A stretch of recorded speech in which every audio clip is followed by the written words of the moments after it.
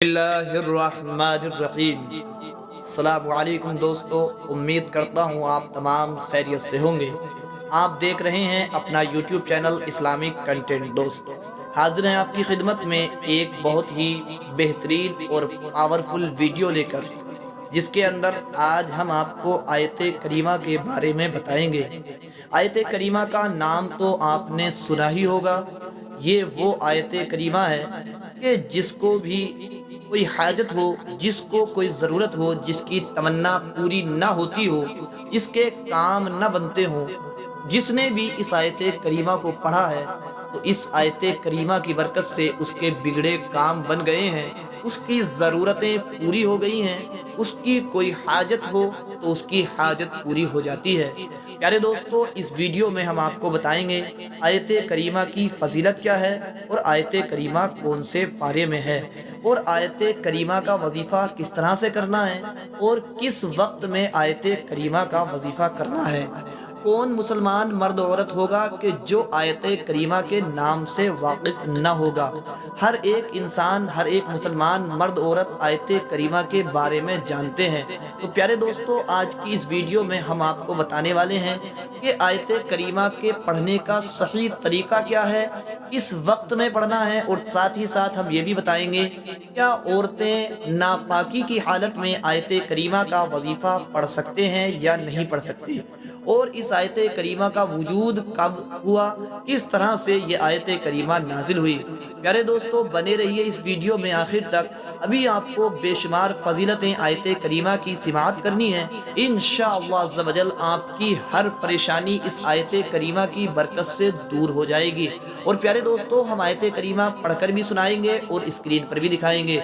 तो सबसे पहले आइए हम आपको बताते हैं कि ये आयत करीमा कब नाजिल हुई। प्यारे दोस्तों, शुरू करने से पहले आपसे मोदीवाना गुजारिश है कि हमारे YouTube चैनल को ज़रूर सब्सक्राइब कर लें ताकि आने वाली हर नई वीडियो आप तक पहुंच सके। क्योंकि प्यारे दोस्तों, हम इसी तरह के कुरानी वजीफ़ों की वीडियोस लाते रहते हैं और अच्छे अच्छे पावरफुल वजीफ़े आपकी खिदमत में पेश करते रहते हैं। बेशुमार लोग हमारे वज़ाइफ से फ़ायदा उठाते हैं। ये कोई ऐसे वैसे वज़ाइफ नहीं, ये कुरानी वज़ाइफ हैं और इससे जो भी इसको करता है अल्हम्दुलिल्लाह वो इनसे बेशुमार फ़ायदे हासिल करता है। तो प्यारे दोस्तों, इस दुआ को सबसे पहले हज़रत यूनुस अलैहिस्सलाम ने मछली के पेट में अल्लाह तबारक व तआला से माफ़ी मांगने के लिए पढ़ा था, जिसके बाद अल्लाह तबारक व तआला ने उनकी दुआ को कबूल कर लिया था और उन्हें मछली के पेट से बाहर निकाल दिया था। प्यारे दोस्तों, आइए अब सबसे पहले आप ये जानिए कि आयत करीमा कौन से पारे में है। आयत करीमा कुरान शरीफ के 17वें पारे के अंदर है और ये सूरह अंबिया की आयत नंबर 87 है। प्यारे दोस्तों, इस वीडियो को आपको आखिर तक देखना है। अभी बहुत सारी चीज़ें हम आपको बताने वाले हैं। तो प्यारे दोस्तों, आप शायद ये भी जानते ही होंगे कि आयत करीमा को यूनुस अलैहिस्सलाम की दुआ भी कहा जाता है। चलिए अब आयत करीमा को आप जो है पढ़ भी, इसको जो है सीख भी लीजिए और हम आपको पढ़कर भी सुनाई देते हैं। आयत करीमा ये है, ला इलाहा इल्ला अंता सुब्हानका इन्नी कुन्तु मिनज़ ज़ालिमीन। प्यारे दोस्तों, ये आयत करीमा है, इसका तर्जमा ये है, ए अल्लाह तेरे सिवा कोई माबूद नहीं, तू पाक है और बेशक मैं कसूरवार हूँ। प्यारे दोस्तों, अब इस आयत करीमा के कुछ फ़ज़ाइल और फ़वाइद आप सिमाअत करते चलें और इस वीडियो को बिल्कुल पूरा देखना। इंशाअल्लाह अज़्ज़ व जल आपकी ज़िंदगी बदल जाएगी, आपकी हर परेशानी दूर हो जाएगी। प्यारे दोस्तों, बयान फरमाते हैं इस दुआ से इंसान की हर जायज़ तमन्ना पूरी हो जाती है और इस दुआ से सभी परेशानियों से नजात हासिल हो जाती है। इस दुआ से अगर किसी की शादी नहीं हो रही है, शादी के ताल्लुक से कुछ परेशानियां आ रही हैं, किसी का रिश्ता नहीं लग रहा है, तो वो परेशानी इंशाअल्लाह अज़्ज़ व जल इस आयत करीमा के विर्द की बरकत से ख़त्म हो जाएगी। इस दुआ से दुश्मनों और जालिम हुक्मरानों को शिकस्त दिया जाता है और उन पर इसका पढ़ने वाला गालिब हो जाता है। ये दुआ ला इलाज बीमारियों से निजात देती है और अगर कोई शख्स तंग दस्त है, गरीबी और मुफलिसी से परेशान रहता है, वो इस आयत करीमा को करे। इंशाअल्लाह अज़्ज़ व जल پیسوں کی تنگی دور ہو جاتی ہے، مفلسی اور تنگ دستی دور ہو جاتی ہے۔ اور یہ دعا یعنی کہ آیت کریمہ سب سے بہترین جو ہے، اس کا ایک فائدہ یہ ہے کہ جادو کسی بھی قسم کا ہو، کسی بھی طرح کا ہو، اس آیت کریمہ کے ذریعے ہر قسم کے جادو کا علاج ممکن ہے۔ اور پیارے دوستو، جادو کے ساتھ ساتھ جتنے بھی روحانی مسائل ہیں، بہت سارے روحانی مسائل میں اس کے ذریعے فائدہ حاصل کیا جاتا ہے۔ اور زندگی میں ہر کسی کی مشکلات آتی رہتی ہیں، تو پیارے دوستو، زندگی میں کسی بھی طرح کی مشکلات پر قابو پانے کے لیے یہ آیت کریمہ بہت زیادہ فائدہ مند ہے۔ پیارے دوستو، یہ ان لوگوں کے لیے بھی بہت زیادہ فائدہ مند ہوتی ہے جن کی شادی میں دقت آ رہی ہے۔ پیارے دوستو، اب آئیے ہم آپ کو بتاتے ہیں کہ اس وظیفے کو آپ کو کس طرح سے پڑھنا ہے۔ تو پیارے دوستو، سب سے پہلے آپ کو ایک کام کرنا ہے کہ سب سے پہلے آپ کو اچھے طریقے سے وضو کرنا ہے، اور وضو کرتے وقت جو وضو کرنے کی دعا ہے اس کو بھی پڑھنا نہیں بھولنا ہے، یعنی وضو کی دعا کو بھی ضرور پڑھنا ہے۔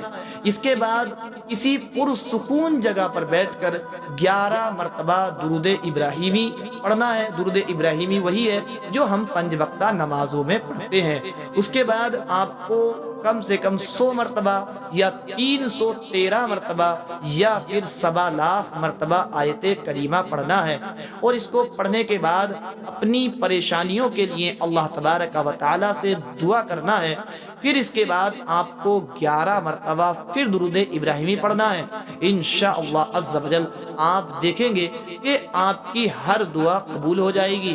اور پیارے دوستو، ایک اور طریقہ ہم آپ کو بتا دیں کہ اس تسبیح کی ایک نماز بھی پڑھی جاتی ہے، یعنی اس دعا کی، آیت کریمہ کی ایک نماز بھی پڑھی جاتی ہے۔ جب انسان بہت زیادہ پریشانیوں میں، مشکلات میں گھر جائے اور بیماریاں اس کا پیچھا نہ چھوڑ رہی ہوں، جادو جنات اس کو مایوس کر دیں، تو اس کے لیے ایک اور یہ طریقہ آپ سنتے چلے جائیں، انشاءاللہ عز و جل آپ کی مشکلات ختم ہو جائیں گی، بیماریاں اور جادو جنات کا اثر انشاءاللہ تعالی ختم ہو جائے گا۔ پیارے دوستو، فرماتے ہیں کہ جب مشکلات، بیماریاں اور جادو جنات کسی کو مایوس کر دیں تو 2 رکعات نفل حاجت کی نیت سے پڑھیں، اور ہر سجدے میں سبحان ربی الاعلی کے بعد آیت کریمہ لا الہ الا انت سبحانک انی کنت من الظالمین 40 بار پڑھیں۔ نفل پڑھنے کے بعد 10 منٹ کم سے کم خوب گڑ گڑا کر دعا کریں۔ یہ نفل توجہ، دھیان اور ایسے بالکل گڑ گڑا کر بھکاری بن کر کریں، اور دعا کرتے رہیں، صبح شام یا کسی بھی وقت دن میں 2 مرتبہ پڑھیں۔ انشاءاللہ عز و جل آپ دیکھیں گے کہ آپ کی ہر دعا قبول ہوتی ہوئی نظر آئے گی۔ اور پیارے دوستو، اب چلتے چلتے ہم آخری بات بھی آپ کو بتاتے چلیں، کیا اس وظیفے کو وہ عورتیں کہ جو ماہواری کے دنوں سے گزر رہی ہوں، یعنی جو ناپاکی کی حالت میں ہوں، تو کیا وہ پڑھ سکتی ہیں یا نہیں پڑھ سکتی ہیں؟ تو پیارے دوستو، یہ اس آیت کریمہ کو اگر کوئی عورت دعا کے طور پر پڑھ رہی ہے، یعنی وظیفے کے طور پر پڑھ رہی تھی، اور بیچ میں اس کو حیض وغیرہ آ گیا، تو وہ اپنے وظیفے کو منتقل نہ کرے، بلکہ وہ اس وظیفے کو جاری رکھے، کیونکہ قرآن کی وہ آیتیں جن کے اندر دعا ہے، جن کو دعا کے طور پر پڑھا جاتا ہے، ان کو حیضہ اور ناپاکی کی حالت میں بھی پڑھنا جائز ہے۔ حیضہ وغیرہ عورتیں بھی ان کو پڑھ سکتی ہیں، اس میں کوئی حرج کی بات نہیں ہے۔ اب پیارے دوستو، آپ کے ذہن میں سوال آ رہا ہوگا کہ آخر وقت کون سا ہے، کس وقت اس آیت کریمہ کو پڑھنا چاہیے؟ تو پیارے دوستو، اس کے لیے کوئی وقت مقرر نہیں ہے۔ آپ صبح کے وقت میں بھی پڑھ سکتے ہیں، آپ چاہیں تو دوپہر کے وقت میں بھی اس آیت کریمہ کو پڑھ سکتے ہیں، اور آپ چاہیں تو شام میں، اور آپ چاہیں تو رات کے وقت میں بھی اس آیت کریمہ کو پڑھ سکتے ہیں۔ پیارے دوستو، یاد رکھیں، یہ آیت کریمہ وہ پاورفل آیت کریمہ ہے کہ جس بھی بندے نے اس آیت کریمہ کو جس مقصد کے لیے پڑھا ہے، اللہ تبارک و تعالی نے اس دعائے یونس کی برکت سے اللہ تعالیٰ نے اس کی ہر حاجت کو پورا فرما دیا ہے اور اس کی ہر ضرورت کو پورا کر دیا ہے، ہر پریشانی کو دور کر دیا ہے۔ بے شمار بزرگان دین اور کتنے مشائخ اور کتنے اسلاف سے یہ بات منقول ہے اور یہ آزمایا ہوا وظیفہ ہے کہ ان پر جب بھی کوئی پریشانی آتی وہ اس آیت کریمہ کو پڑھ کر دعا کرتے، اللہ تبارک و تعالی ان کی دعاؤں کو قبول فرما لیتا۔ اور پیارے دوستو، خود سرکار مصطفیٰ علیہ السلام کا ارشاد بھی ہے کہ جب تم پر کوئی مشکل آئے، تمہاری کوئی حاجت ہو، تو تم دعائے یونس یعنی کہ آیت کریمہ لا الہ الا انت سبحانک انی کنت من الظالمین کی تلاوت کر کے اللہ تبارک و تعالی کی بارگاہ میں دعا کرو تو اللہ تبارک و تعالی تمہاری ہر حاجت کو پورا فرما دے گا۔ پیارے دوستو، کتنے لوگ ایسے ہیں جو بے اولاد ہیں، وہ اولاد کی نیت سے اگر اس آیت کریمہ کا ورد شروع کر دیں، اٹھتے بیٹھتے چلتے پھرتے اس آیت کریمہ کو پڑھنا شروع کر دیں، انشاءاللہ عز و جل کچھ ہی دن گزریں گے کہ اللہ تبارک و تعالی ان کو اولاد کی نعمت سے نواز دے گا۔ جو پریشانی کی حالت میں ہیں وہ چلتے پھرتے اٹھتے بیٹھتے اس آیت کریمہ کا ورد شروع کر دیں، انشاءاللہ عز و جل اللہ تبارک و تعالی ان کی پریشانیوں کو دور فرما دے گا۔ پیارے دوستو، اگر اس آیت کریمہ کے سارے فائدے بیان کیے جائیں تو پورا ایک دفتر چاہیے اور پورے جو ہے بہت لمبی ویڈیو ہو جائے گی۔ اس لیے پیارے دوستو، مختصر میں یہ ہے کہ آپ ہر حاجت کے لیے، آپ کی کوئی تمنا ہے، آپ کی شادی میں رکاوٹیں آ رہی ہیں، آپ اس آیت کریمہ کا چلتے پھرتے ورد کرنا شروع کر دیں اور خاص طور پر خلوص نیت کے ساتھ اللہ تبارک و تعالی کی بارگاہ میں دعائیں کرنا شروع کر دیں، انشاءاللہ عز و جل آیت کریمہ کی برکت سے آپ کی ہر پریشانی دور ہو جائے گی، ہر مشکل آسان ہو جائے گی اور ہر حاجت پوری ہو جائے گی، رزق میں برکت ہونا شروع ہو جائے گی اور آپ کے گھروں کے اندر سے جو تنگ دستی ہے وہ سب ختم ہو جائے گی انشاءاللہ۔